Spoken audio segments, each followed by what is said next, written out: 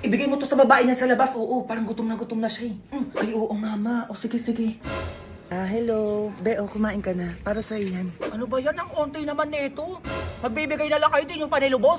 Pero sige, okay na to. Malis ka na, doon ka na. A few moments later. Ma! Papasok dito yung babae sa labas! Ano? Sino yun? Kaya grabe naman itong binigay yung pagkain, walang lasa. Kawala-wala pang sahog. Ang konti pa ng kanin, pati ulam. Ano yun? Tapos di pa masyadong luto, pero naubos mo. O ano? Maganyan-ganyan ka pa? Eh, ano ba yung abak mo?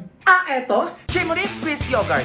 Favorite ko to, bakit? May anim silang flavor na original, blueberry, strawberry, cavendish banana, brown sugar, at mango sticky rice. Mas masarap to kapag malamig. O, saan naman nabibili yan? Ay, meron sa Alphamart, Pure Gold, SM Supermarket. Pero malapit na Christmas, sinasabi ko sa'yo, pwede mong panregalo to. Panregalo? Pwede pa yung pabili.